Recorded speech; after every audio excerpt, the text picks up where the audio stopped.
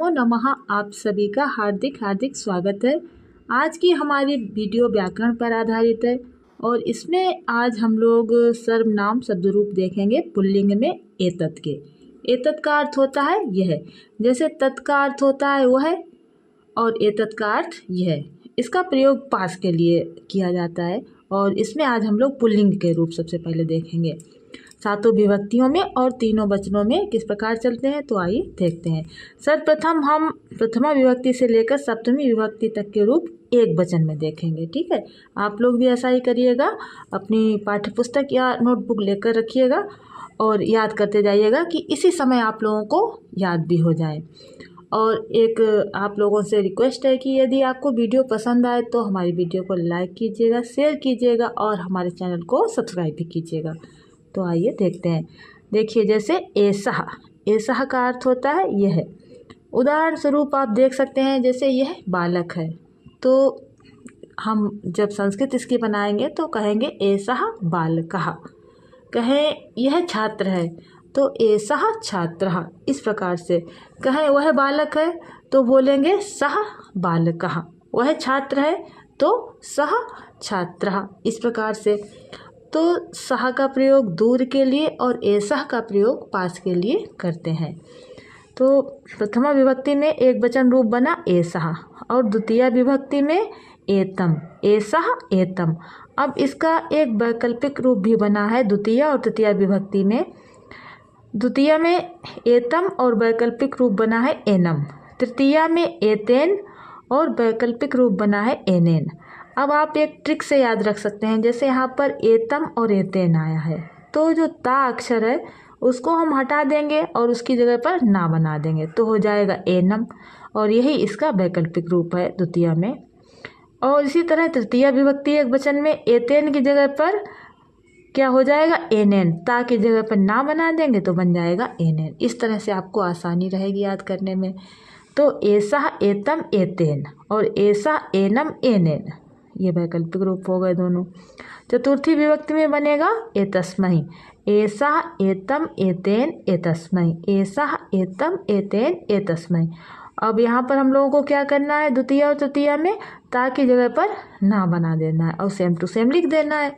तो एतम का एनम और एतेन का एनेन। ठीक है, अब चतुर्थी विभक्ति तक आ गए हम लोग, एषः एतम एतेन एतस्मै।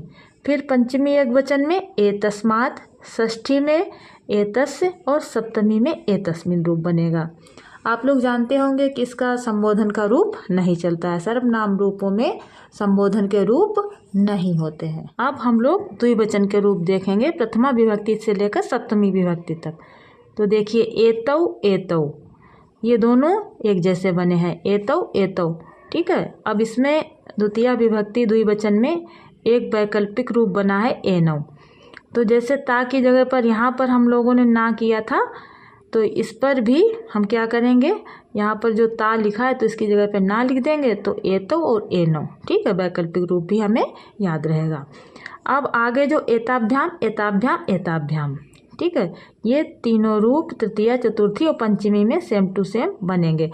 तो क्या करना है आपको, एतौ एतौ एक शब्द ये हो गया और एताभ्याम एताभ्याम एक शब्द ये हो गया और इधर एतयोः एतयोः एक शब्द ये हो गया।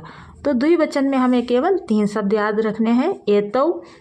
और यदि वैकल्पिक रूप पूछा जाए, मान लो द्वितीय विभक्ति द्विवचन में एनौ, तो क्या करना है, ता की जगह पे ना लिख देना। इसी प्रकार से षष्ठी और सप्तमी में भी क्या बना है, एतयोः की जगह पर एनयोः। ठीक है, इसी तरह से एक बार फिर देख लीजिए, प्रथमा विभक्ति द्विवचन में एतौ, द्वितीय विभक्ति द्विवचन में एतौ, फिर तृतीय विभक्ति द्विवचन में एताभ्याम और चतुर्थी विभक्ति द्विवचन में एताभ्याम, पंचमी विभक्ति द्विवचन में एताभ्याम, फिर षष्ठी विभक्ति द्विवचन में एतयोः वैकल्पिक रूप एनयोः और सप्तमी विभक्ति द्विवचन में एतयोः या एनयोः। अब एक बार पूरा देख लेते हैं, एतौ एतौ एताभ्याम एताभ्याम एताभ्याम, एतयोः एतयोः या एनयोः एनयोः। इस तरह से आप लोग इन्हें आसानी से याद करिएगा। आइए अब हम लोग बहुवचन के रूप देख लेते हैं एक बार। पहले प्रथमा विभक्ति बहुवचन का रूप एते, फिर द्वितीय विभक्ति बहुवचन का रूप एतान, तृतीय विभक्ति बहुवचन का रूप एतैः, चतुर्थी और पंचमी विभक्ति में एतेभ्या एतेभ्या, षष्ठी विभक्ति बहुवचन में एतेषाम और सप्तमी विभक्ति बहुवचन का रूप बना एतेषु। अब एक बार पूरा देख लेते हैं। एते एतान एतैः एतेभ्या एतेभ्या एतेषाम एतेषु। अब द्वितीय विभक्ति बहुवचन में जो वैकल्पिक रूप बना है, एक तरफ एतान बना है और वैकल्पिक रूप बना है एनान, तो ताकि जगह पर हमें ना लिख देना है, हो जाएगा एनान।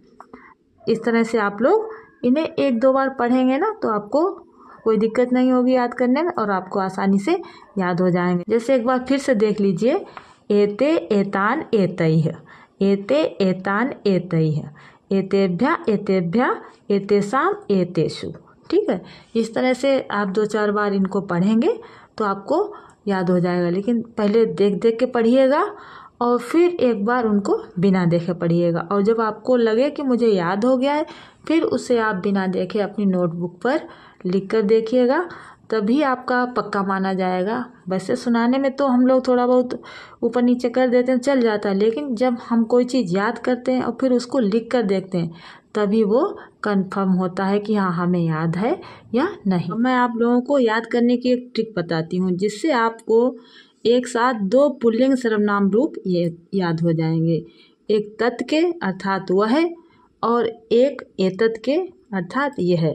इन दोनों को मिलाकर आप एक साथ पढ़ेंगे तो एक साथ आप लोगों को 2 सर्वनाम रूप तैयार हो जाएंगे। देखिए सबसे पहले यहाँ पर है एषः। ठीक है, तो जो सा है ये मूर्धन्य सा है तो इसकी जगह पर हम करेंगे दंती सा, और सबसे पहले ए को हम हटाते जाएंगे, ए को पूरा बाहर कर देंगे तो क्या बचा सहा। फिर ए को हटाया, बचा तम, तेन, तस्मै, तस्मात्, तस्य, तस्मिन्। ठीक है, ए को पूरी तरह से हटा दिया प्रथमा विभक्ति से लेकर सप्तमी विभक्ति तक।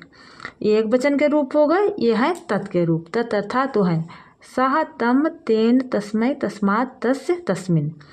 अब अगर ए इसमें जोड़ दें तो एतत् के रूप बन जाएंगे, एषः, एतम, एतेन, एतस्मै, एतस्मात्, एतस्य, एतस्मिन्।